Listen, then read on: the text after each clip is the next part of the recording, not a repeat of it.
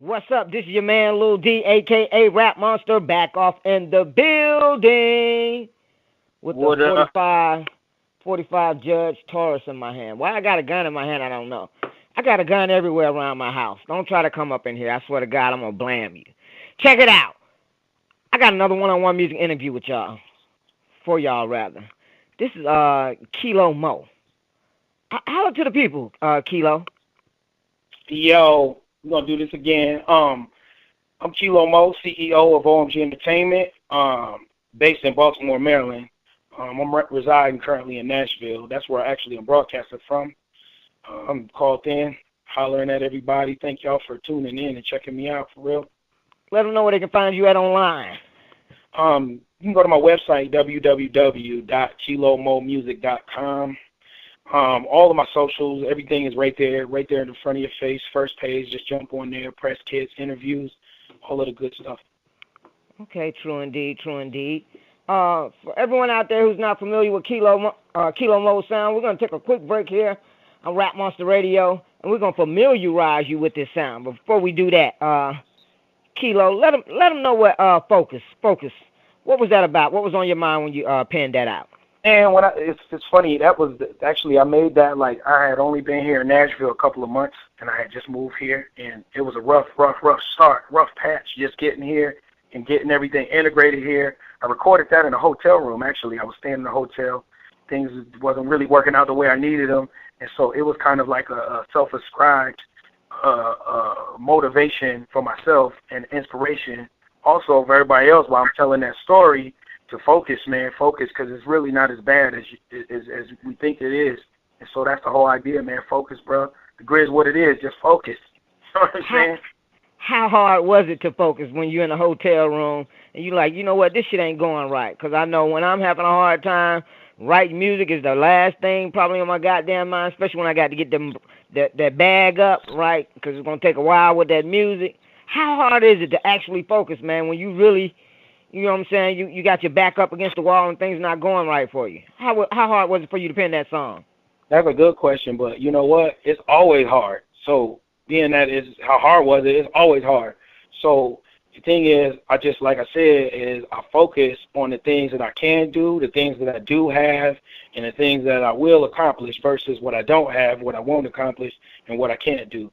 And so it's always hard. And you know that. Once you know that going in, you know that you got a job to do, you got a task to perform, and you perform that task.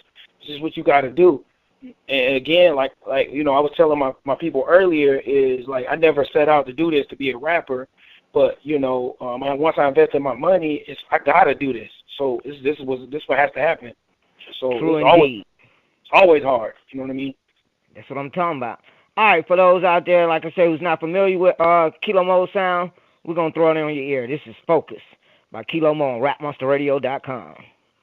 Chris, what it is, just focus. Chris, what it is, just focus.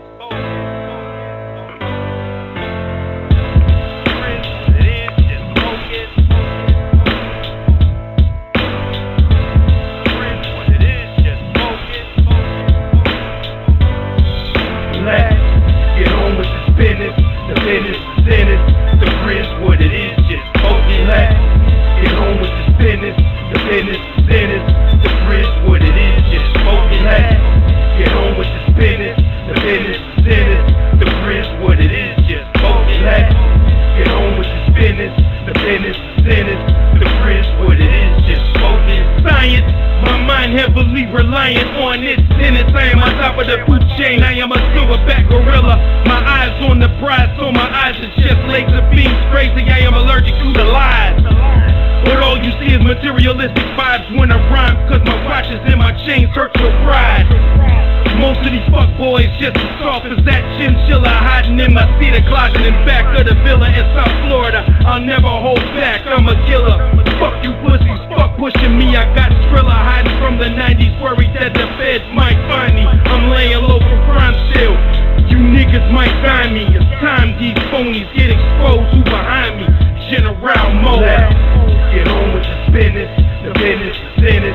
The Chris, what it is, just focus. Let's get on with this business. The business is in it. The Chris, what it is.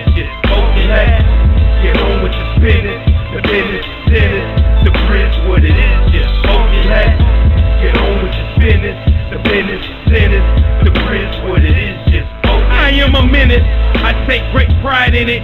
You would be too if you seen what I seen. 16 and pregnant, swallowing and sniffing opiates and not near, nigga, give a fuck, we at these shutters. Before you judge me, ask yourself if you did anything about it. And I doubt it, cause I see you counting my money. You all lie funny, just vibe with me. Listen, you crabs in the barrel cooking in the kitchen. Bitchin' about your misery, I'll call you on it. Ain't no fear of me, line sting when I puke up on it. Follow me, the grizz what it is, niggas on it. The grizz what it is, niggas on it. Born with it. Follow me, the grizz what it is, niggas on it. The grizz what it is, niggas on it. Born with it, born with it. The grizz what it is, niggas on it. The grizz what it is, niggas on it. Born with it, born with it, born with it, born with it. Let's get on with the business. The business is in it. The grizz what it is, just focus. Let's get on with the business. The business is in it. The grizz what it is, just focus. Let's get on with the business. The business is in it. The grizz what it is, just focus. Let's get on with the business. The business is in it. The grizz what it is, just focus.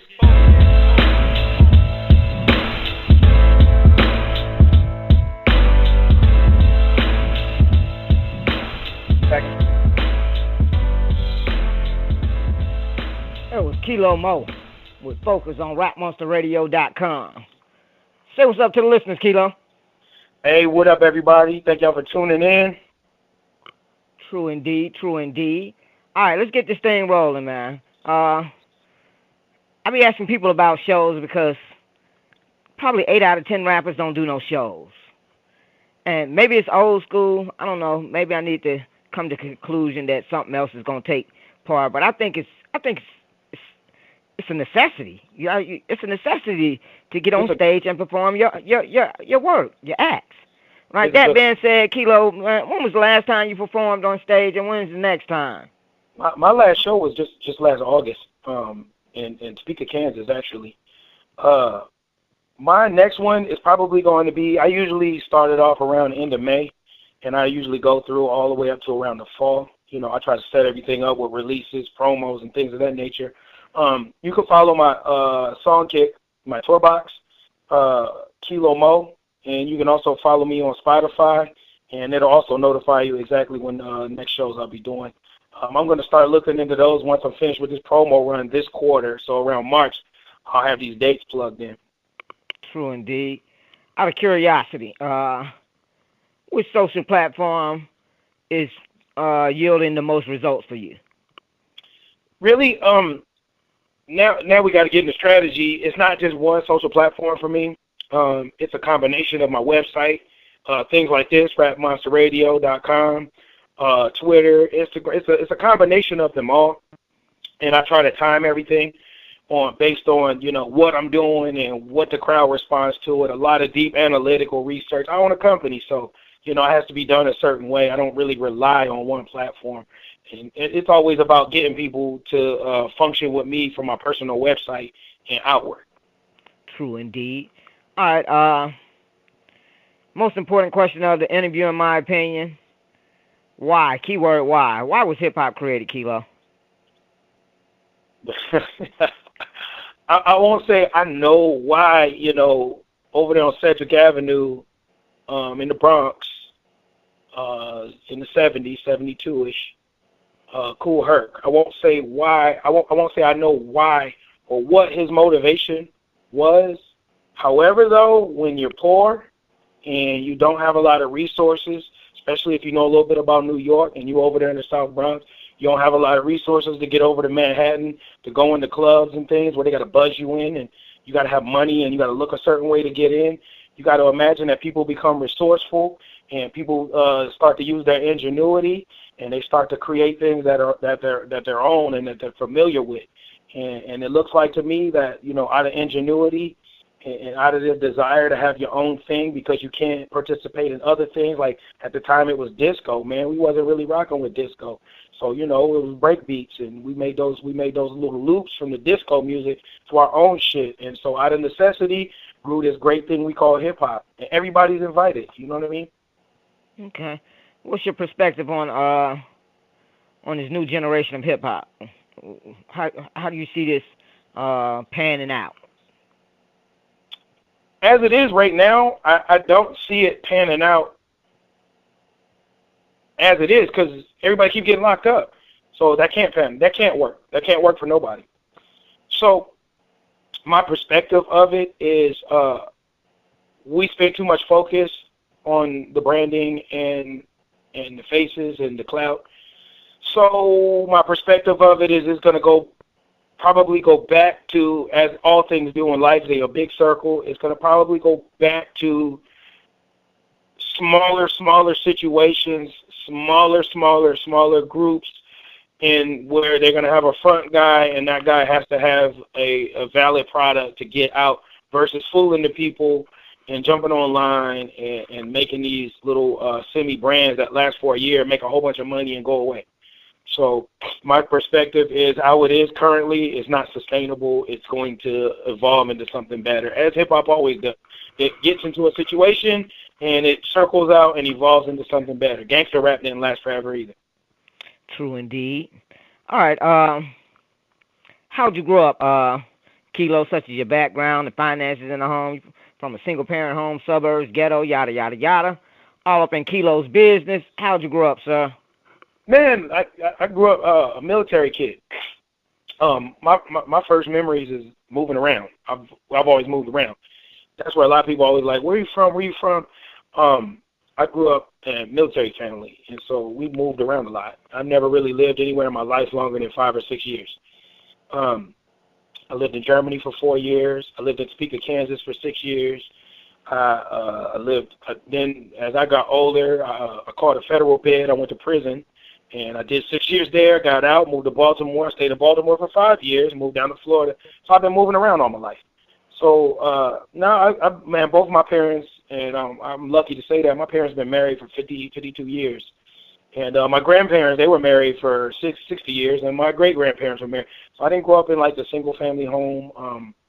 I'm not necessarily from the ghetto, per se. I mean, we weren't rich, and we weren't poor. We weren't super middle class. You know, we was just, grew up in a family of people that was just surviving, trying to get the bills paid and trying to move on. So I got all these different perspectives. My father's from Baltimore, and so that's where I really hang my head because I hang my hat because that's where most of my family's from. I was born in Jersey City, New Jersey. My father moved from Baltimore. So again, like I've been moving around most of my life. So my story's similar. It kind of mirrors Tupac's life. Now, I'm not like Tupac. I'm not anything like him. I'm just saying, like, my life mirrored his as we moved around a lot and for several different reasons. And people got in trouble and events happened in my life where I ended up in a place. And, you end up somewhere. You end up living somewhere. And that's kind of how I grew up. What was the major stumbling block that led you to go left, negative? Let's just say negative. And end up in prison. Was it prison, jail, or?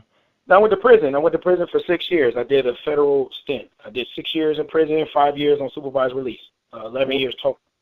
What led you down? What happened? What was the turning point that led you to going down that path? Moving around when you're a teenager, moving around to some of your significant points of your life could probably significantly impact your worldview. And people are stable in places, and you're out somewhere where you don't have no family or nothing. So, you take to the streets as a teenager, 13, 14, man, my family was in the streets. Like, I didn't have cousins. I didn't grow up with cousins and sisters and brothers. I'm the youngest of 4. So, I grew up and, around brothers, moved out to Kansas when I was 13 years old. So out there, that was around the time gangbanging was getting really popular. I started messing around with gangs and started messing around with brothers. And so what we did was, it was the order of the day, man. You get out there and you try to make a few dollars because, maybe the Jordans was in and my parents wasn't buying me no $120 shoes. That was, my mother was like, I'm not buying you no $120 shoes. So I went out there and got my own shoe money, and I went out there and got my own stuff. I had a car when I was 14, and I went out there and got it myself, and that's how, that was the motivation. We didn't know we was doing anything wrong. We just knew we was doing what we needed to do to survive, and we knew that the consequences of what we were doing would get us in trouble, but we didn't see it as we were doing anything wrong. from there, man, you just keep going, man. You get out there in these streets, man, and you start to pitching, and you're doing other things. You get unfocused on what the original reason why you was there. And when you get unfocused, you start to do other things, chase women, buy, have expensive taste you can show off, go places and show things to people that don't have any type of goodwill towards you. And you start to get involved in situations that bring you to a path of getting told on and locked up and put away. True indeed, true indeed. All right, Kilo M.O.E, if music don't work out for you, God forbid, what's plan B? Ain't no plan B because music is working out for me. Music is working out for me. That sounds like a winner. That being said, we're going to take another break here and check out Kilo M.O.E. This is Keys to the M.O.E. from Kilo M.O.E on RapMonsterRadio.com.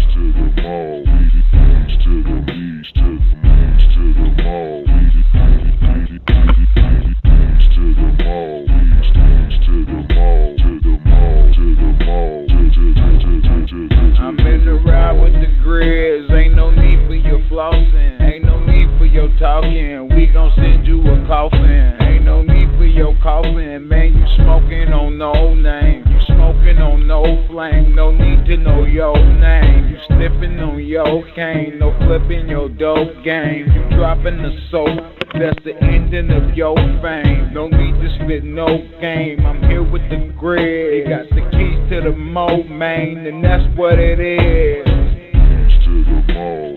Keys to the keys to the M.O.E. Keys to the M.O.E. Keys to the M.O.E. Yeah, somebody get them, they slacking. Call them slipping, they lagging. Skinny pants and they sagging. Little manny on titty milk and them titties is sagging. Yeah, you spamming, you flagging. Yeah, he capping, I tag him like I'm part of his fashion. I'm about to start up a drought because this work I'm a ration. So you can see for yourself how dummies out here just crashing. I'm buying the bank, will some iron this cake. I'm digital P, pull up right in the tank. Keys to the M.O.E.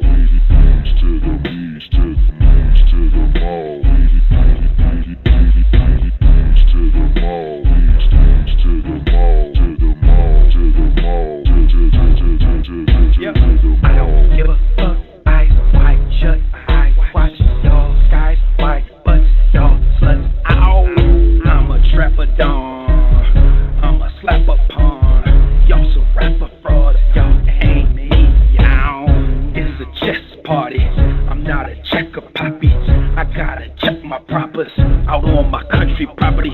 My life's a Roscoe waffles, crispy chicken tacos. Catch me whipping pronto. I'm just so sauced up nachos. Keys to the M.O.E. Keys to the keys to the M.O.E. Keys to the M.O.E. Keys to the M.O.E. To the M.O.E. That's Kilo M.O.E, Keys to the M.O.E. All right, Yeah. Let's keep this thing riding, man. Let's do it, man. Let's do it. If I gave you $25,000, Well, to some first of people all, may be a lot of money. To some people it's a lot of money. To some people it ain't. If I gave you $25,000, what would you do with it? well, I'll blow it because you gave it to me. Okay. That sounds like an answer Y&W Melly gave on the Arts and Rap show, and I ain't like it. Really? What? I mean, like somebody gave you $25,000, like blow that shit. Like shit, would you hold it? I give you an example. I don't know if you're familiar with the Arts and Rap show. That should be on YouTube. But yeah, familiarize with it. It's two little kids, right? This shit totally inappropriate. I don't know what the fuck wrong with people.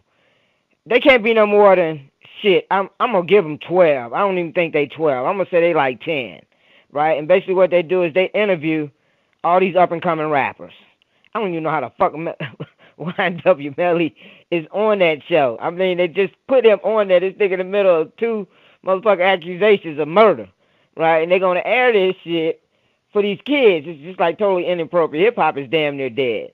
But anyway, they'll ask some things, right? And you would think, well, in their case, it's a little different, right? I want to clarify the difference. with some grown folks, and the majority of my listeners is extra grown folks, right? I don't do the young folk thing too tough. No offense to any young folks out there, y'all know I'm an old head, right? Well, I'm an old head. We ain't got no business doing nothing young. We ain't got no business doing that. Exactly. Okay, well, on the Arts and Rap show, these kids are like asking these up and coming rappers questions, and they like totally inappropriate. Like, you know, what's the best part on the body of a girl you like, and just crazy stuff. When did you first do it? And you like, what the fuck is going on, man? It's a kid show. You can tell it's geared towards kids. You can look at all the Rubik's Cubes and all the colors and shit in the room. It's like a little romper room and shit. And they in there making arts and crafts, making little fans and making shit with Play-Doh while they question the rapper. And the little boy asked him, all right, the little boy said, he said, I got $1,000 to he said, I got $1,000 to invest. Okay. He said, what should I do with it? Melly Mel. Y&W Melly told the kid, I just couldn't believe the answer, right? And if you ain't in your right frame of mind, it probably didn't mean shit to you. But he said, go out, buy a pair of pants. He said, got to get some sneakers, get a gold chain, then take a picture flexing with the $300 you got left. And the kid was like looking at him like, motherfucker, are you serious? And this motherfucker was dead serious. And it was just, I don't know. It was like an opportunity. Well, I guess it might have been an opportunity for him in a negative way that he's going to benefit from, so I can't really say. But in my opinion, it was an opportunity to give good, solid advice, right, to some kids that's looking like 10 years old, saying, hey, all right, I got $1,000. What should I do? And I just felt like that was the last shit he should have told, right? Nigga got on Gucci, right? Just all the wrong messages and shit. And not saying that you can't wear what you want, but just with the confrontation with Gucci with the damn sweater and all that shit, right? Yeah, people are looking, and you ain't gotta diss them or you know what I'm saying, nothing like that. But goddamn, you gotta support it, right? Right. Kids ask you some shit about money, you just be like, basically go blow it. You know what I'm saying? Which I mean, he kind of justified it. In his defense, I'll say, well, I wouldn't go for it, but I could kind of see. He said, if it's your first time getting a check, just blow it. I heard a couple of people saying that, right? And you're probably gonna do that anyway when you think about it. When you first was like, what if I gave you $25,000? I was trying to cut you off. Like, where's it come from? How? What? But if I'm matter. Somebody just giving it to me, I'm gonna blow it. It's an opportunity. It doesn't matter if it fell out the sky, if you found it in the trash can. Honestly. It's the gift that keeps on giving is to put money into the economy. You know what I'm saying? Okay. Small business, so you can blow that money. Blow that money. You got it anyway. It wasn't like it was just a gift. So why not give the gift back? Give it into the economy. You can blow it, man. I ain't saying blow it on yourself. I just said blow it. You could get selling with the economy, you're gonna blow it on yourself. But that's a good way to if you was to argue a point, I couldn't argue with you. Yeah, I'm down for helping the local economy. This is how I look at it, and this is how I look at it is when you got a gift, especially when it's money. A lot of people try to flip it, they try to invest it, and they try to do all this stuff. I mean, but like, man, put it back out in the same way you received it. You know what I'm saying, man? If you went in the store and you went and bought up a bunch of shoes, it could be a high schooler in there. He's selling shoes, man. He needed that good commission. You ever sold shoes before? You commission on that. You go in there, man, you start 10 bands. He glad, man, that one high schooler, you changed his life. He had a $10,000 sale that day. You know what I mean? Yeah, it's more to spending money than getting stuff from it. You know what I'm saying? And I think a lot of people don't quite understand how money works. That's a whole nother conversation. All right. I see your side of the picture. Right? Yeah, it's a whole conversation. I can't even argue with you. All right, check this. Nas made a statement claiming hip-hop is dead. What do you think he meant? I know what he meant. If you listen to the song Carry On Tradition, he explained what he meant. And he said, and I quote, it's not that niggas' skills is lost, it's that they don't see themselves as boss. That's what he meant. And that's what the term hip-hop is dead means. Got to listen to the music. That you go to show me most people didn't even listen to the album. They was arguing about something they didn't even listen to. You got to go to school, man, and listen to the instructor before you argue about the lesson. You got to go listen to the instructor before you argue about the lesson. He explained what it meant in the song Carry On Tradition one more time. He said it's not because niggas' skills is lost, it's because we don't see ourselves as boss. He says this. Okay. All right. Maybe that's why a lot of these young cats out here, they might have listened. They out here trying to be CEOs and bosses. Yeah, you got to scholar up. I'm the CEO of O.M.G Entertainment, man. It's our 6th fiscal year. You understand? We done big numbers. Under the radar, too. You know, you got to see yourself as the boss first. You got to quit chasing the job. You know what I'm saying? And once you learn that, hip-hop won't be dead. Like this place, rapmonster.com, he's keeping it alive. He see himself as the boss. He got his own social platform. Matter of fact, y'all, I put the link in there for y'all. Join it, rapmonster.com. Man, I've been preaching to them. I think I'm too hard on the hip-hop community, and they just go want to avoid. Never be too hard on them, man. And I be trying to compromise. I really do. I try to compromise, but I'm from the hip-hop era when people were telling you where you come from, when people were saying things you had to go to the library and research, and you be like, get the fuck out of here. What? This ain't what these Europeans telling me. Right? I'm from the era where I skipped school because I heard something MC was saying. And I'm like, what the fuck is this Negro talking about? And I go in the library and I come out of there and be like, man, I feel abused. I'm getting drugged through the mud around here and don't nobody fucking care. Right? But this rapper, this not even a rapper, this MC took the time and the heat. Right? He didn't have to take as much heat back then because we were kind of all gravitating towards that. Everybody used to wear African medallions. Everybody used to wear African, not necessarily African-made garments, but African-colored garments, right, just representing where we were from, right? Yeah. It was a good feeling, right? We need a good feeling. To make that a trend. It was very powerful, man. God damn, it was powerful. And then next thing you know, train wreck, bam. You know, all this other shit, and that shit, you know, it's gone. And now we seem to be stuck. As a matter of fact, we've been, since the pinnacle of hip-hop, to me, we've been stuck into the same mode of hip-hop. Just misogyny, about money, glorification of violence, and whatever you can think about, right? It's been going on, hell, since the end of 1990s, coming in 2000, right?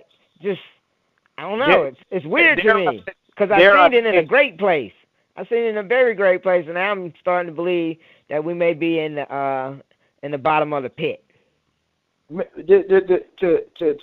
one up it though is like, I think this is just my opinion now. We gotta quit giving so much credit to the mainstream, and we got the power to give the credit where it goes, and the credit is underground. There's a lot of underground and independent artists that's putting their stuff out, and it's always been. But there was a time where the mainstream gave it a platform. Mainstream's not giving that a platform no more. So all of us down here in the independent sector, in the indie sector, that's got situations, got to work harder on bubbling up and getting those messages out because they're out here, and there's people that really that really care about, putting in the work for the hip hop community and as a culture. You know what I mean? It'd be an easier task if we just simply held hands, dropped all the hatred and envy that we done as a repercussion of slavery. We don't trust one another. You heard me say it. Come to money. It ain't never easy. It ain't never easy, but we gotta. It's not easy at all. All right. We gotta do it. We gotta see ourselves as the boss, and that's the thing is when you see yourself as the boss. And I don't even like using the boss word, but when you see yourself as the front runner and somebody building something, the architect, you have the responsibility and the duty to put on the pedestal and the platform of self-responsibility and inclusion. Right? You're exactly right. All right, enough talk about the industry. Yeah, we over here we building it up. And I got my phone live, so it's all good. They get to see it live because I'm always posting some fly shit. So now they get to just see it in real life. You know what I mean? True indeed, true indeed. All right, let's get this ball bouncing here again. Tupac. Why was Tupac murdered? Why was he murdered? Yes, sir. Man, I really don't have no idea. And, man, if it comes from somebody else, if I don't trust that in my life, if somebody came and told me something, I don't trust in my life if I see it somewhere somebody told me something. So I can't tell you why he was murdered. Fair enough. Can't tell you. Enough. Oh. Okay. You did 6 years. In the pen. Doesn't In the matter pen. that Rick Ross used to be a correction officer. Man, I hope I didn't see him. He might have turned you on to some hip hop game. No, he couldn't have turned me on to nothing. I'm cool. I know you seen what's the movie? Damn, Hustle and Flow. Yeah. Everybody gotta have a dream. Right. All right, let me stop bullshitting over here. The reason I asked, man, believe it or not, that shit is still relevant, right? In the hip hop community, in the real hip hop community, probably in La La Land, nobody gives a damn. But in the real hip hop community, that shit matters. And if you knew the foundation of what hip hop stood for, you wouldn't have no problem answering that without offending anybody. hell yeah, it matters. That's just my opinion. Hell yeah, it matters. I don't give a damn what he was doing up in that bitch. I don't trust you. I know if the motherfucking shit hit the fan and it's me versus you, I'm going to be the one to catch it. I think the problem is, here's where the problem is with it, is he hid it. If he didn't hide it, it probably wouldn't have been a problem. I still got a problem with it. I still got a problem with that shit. I mean, like, I've known some gangster-ass corrections officers. They work at corrections, and they... I mean, I got some correctional officers friends, too, but when they come around me and shit for some odd reason, nigga, I don't trust shit like that. Hey, they shooting dice and smoking weed, you know what I'm saying? And then they go on the clock into work. But the thing is... I think you having an angle. I know when you get that uniform on, you ain't got much of a choice, because you ain't trying to join me in here. You feel what I'm saying? Yeah, we can't be friends. Yeah, that's what I'm saying. I know you ain't trying to join me in here, because if you have a chance to throw me under the bus, hell, if I was a correctional officer, I ain't going to lie. I'm going to do it, too. I'm not finna come to jail with your ass, even though we was doing whatever. I know shit hit the fan, nigga claiming something else. Let's get it on the record here. It's 2019. Niggas will tell on you. Period.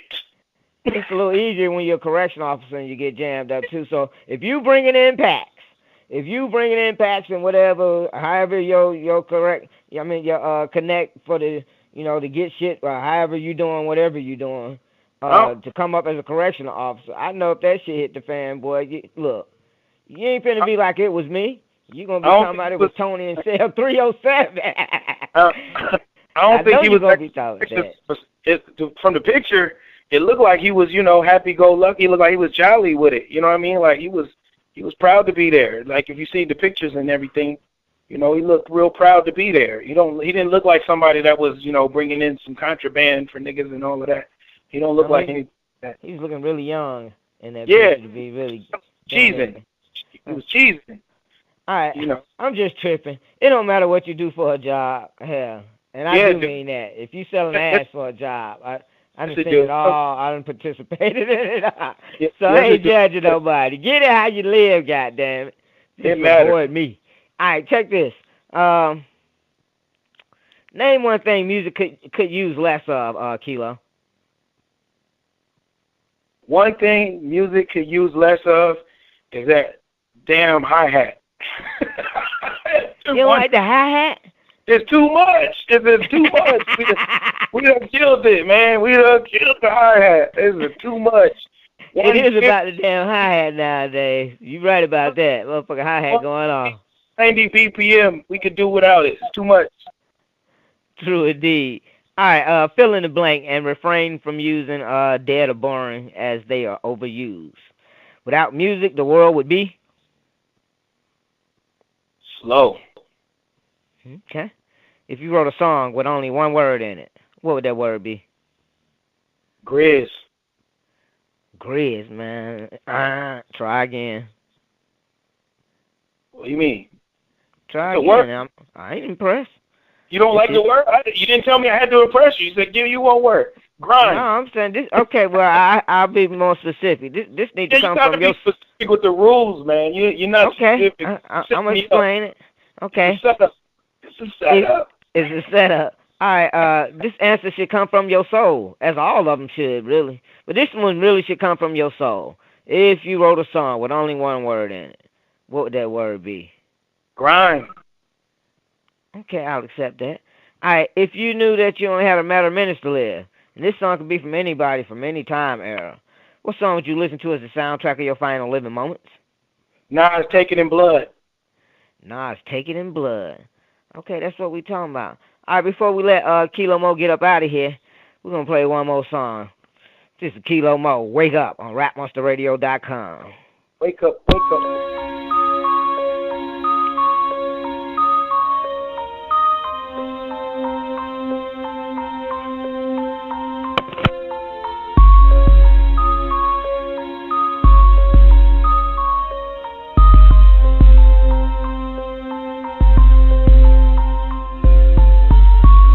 Wake up, wake up, these niggas don't give no fucks about ya. Wake up, wake up, wake up, these niggas don't give no fucks about ya. Wake up, wake up, wake up, these niggas don't give no fucks about ya. Wake up, wake up, wake up, these niggas don't give no fucks about ya. I-G-D-A-F-I-B, this shit set to the sunburn out, clap on a phony full tank, left full rank, all black homie, fall back. Phony rappers need a Tony Award, watch me clap at them. From the audience, fully automatic while I laugh at them. Crab rappers need to put them back in the ocean. True words from the captain. General Mo, no actor, that's a fact. He been a factor since way back. Little nigga love tractors out the window of his room. Fresh up out the darkness of the womb. Tycoon, y'all coons get in tune. Felonies from way back, resonate. Elohim, ways travel like diesel therapy. Commissary on the way when I touch. Wake the fuck up.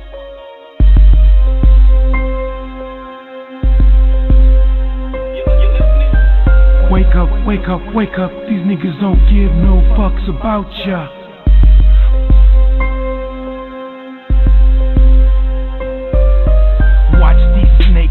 Watch these haters ear hustle.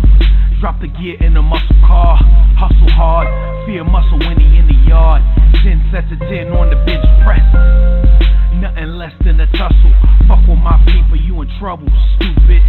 Get about your bubble. Heads get popped like a bubble. 2 triggers, barrels. Double, burger, Harold's. Look it up, dummy. Choose like a pharaoh when I roll out. Met a young lady, ran it all out, cards with the tarot. She said I hit the road though, Miami, Chicago. Shop before the Gucci brand goggles. What? While y'all on the internet frontin', asshole wide open, slut.